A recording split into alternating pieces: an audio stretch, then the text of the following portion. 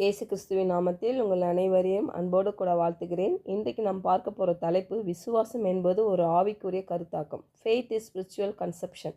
வசனம் மார்க்கு 11:24.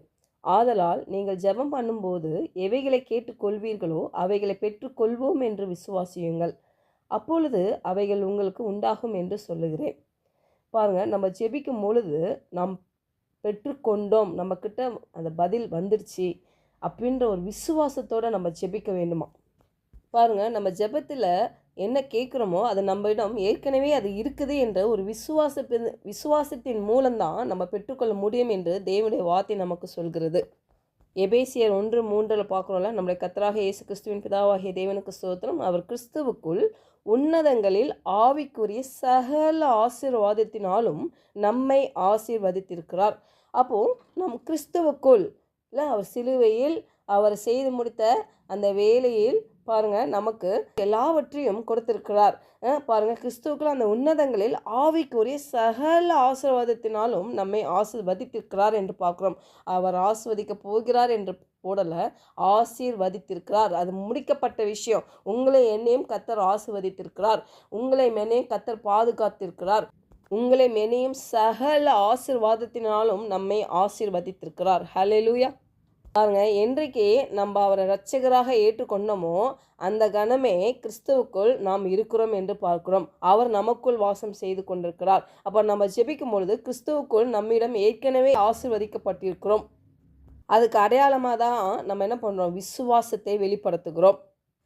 பாருங்கள், மார்க் 4:24-25 பின்னும் அவர் அவர்களை நோக்கி, நீங்கள் கேட்கிறதை கவனியுங்கள். எந்த அளவினால் அளக்கிறீர்களோ அந்த அளவினால் உங்களுக்கு அளக்கப்படும். கேட்கிற உங்களுக்கு அதிகம் கொடுக்கப்படும்.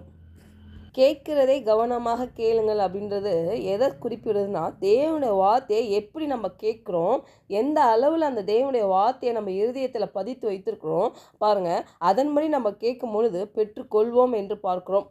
ரொம்ப அலட்சியமாக, விசுவாசம் இல்லாமல், நம்பிக்கை இல்லாமல், சரி இவர்கிட்ட ஜெபம்னா கிடைக்குன்றாங்களே, சரி நம்ம கேட்போம் அப்படின்ற ஒரு விசுவாசமே இல்லாமல் ஒரு பாரம்பரியமாய் ஜெபத்தை ஜெபித்து கொண்டு நம்ம கேட்கும் பொழுது நம்ம பெற்றுக்கொள்ள முடியல சில வேளைகளை, இல்லையா?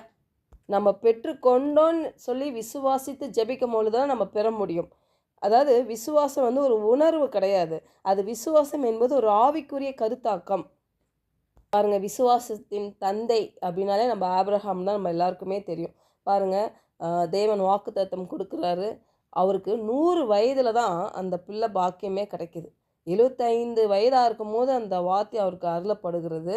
பாருங்கள், அவர் 25 ஆண்டுகளாக காத்திருக்கிறார், இல்லையா? அப்போது தேவன் ஒருத்தங்களுக்கு கொடுக்கணும்னு சொல்லி வாக்குறுதி கொடுத்துட்டாருன்னா கண்டிப்பாக அதை நிறைவேற்ற அவர் வல்லவராக இருக்கிறார். ஆனால் இன்றைக்கு உங்களுக்கு எனக்கும் இயேசு கிறிஸ்துவின் இரத்தத்தினால் சிலுவையில் செய்து முடித்த அந்த வேலையை நிமித்தம் பாருங்கள், நமக்கு ஆவிக்குரிய மண்டலங்களில் எல்லா ஆசீர்வாதத்தினாலும் நம்மளை நிரப்பியிருக்கிறார்.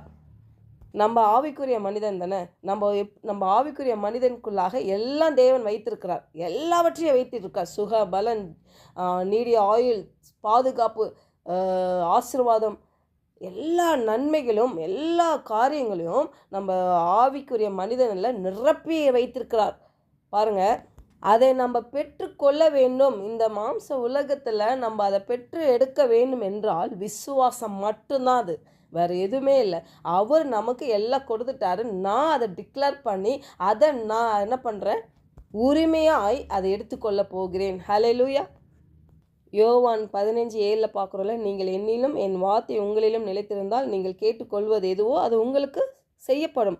அப்போது எப்படி ஒரு கொடி செடியோடு நிலைத்திருக்கும் பொழுது பாருங்கள் கனி கொடுக்குமோ, அதே மாதிரி தான் நம்ம வாழ்க்கையில் பாருங்கள் உங்களுக்கு எனக்கும் கனி கொடுக்கும்படியாக தான் தேவனுடைய திட்டமே, இல்லையா?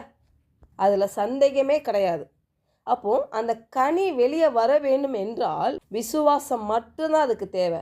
அப்போது தேவன் எனக்குள்ளாக வைத்திருக்கிறது அது வெளியே வரணும்னா என்னுடைய விசுவாசம் மட்டும்தான் அதுக்கு தேவை. ஹல்லேலூயா. அப்போது என்னுடைய விசுவாசம் தேவனுடைய வாக்குறுதிகள் மேலே எனக்கு இருக்குது.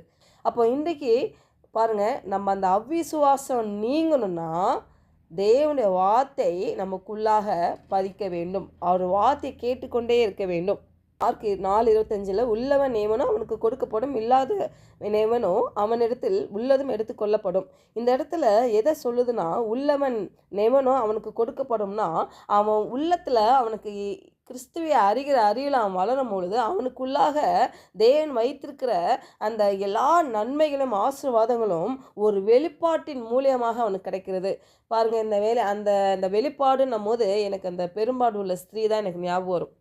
பாருங்களேன், அவள் இயேசு கிறிஸ்து ஒரு நல்ல ஒரு டிவைன் ஹீலிங் கொடுக்குறவர், ஒரு அற்புதர், ஒரு அதிசயமானவர், அவர் சரீர வியாதிகளை நீக்குகிறவருன்னு சொல்லி நிறைய விசுவாசமான வார்த்தைகளை கேட்டுக்கொண்டே இருக்கிறாள்.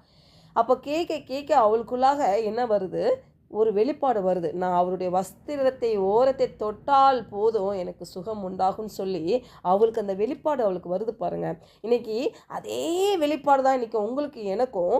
கர்த்தருடைய வார்த்தையை நம்ம தியானிக்க பாருங்கள், சில வெளிப்பாட்டு மூலியமாக நம்ம அந்த நன்மைகளை பெற்றுக்கொள்ள முடியும். நம்ம ஜெபிக்கிற காரியத்துக்கு பதில் பெற முடியும். ஹல்லேலூயா. அப்போ இல்லாதவன் எவனோ அவனிடத்தில் உள்ளதும் எடுத்துக்கொள்ளப்படும் என்பது பாருங்கள், தேவன் மேலே விசுவாசம் இல்லாதவன் இல்லை, அவர் மேலே நம்பிக்கை இல்லாத ஒரு வாழ்க்கை, தடுமாற்றம் உள்ள வாழ்க்கை. நான் விசுவாசமும் இருக்குது, அவன் நம்பிக்கையும் இருக்குது, அவ்விசுவாசமும் இருக்குது. அப்படி இருக்கும் பொழுது கண்டிப்பாக பெற்றுக்கொள்ளவே முடியாது.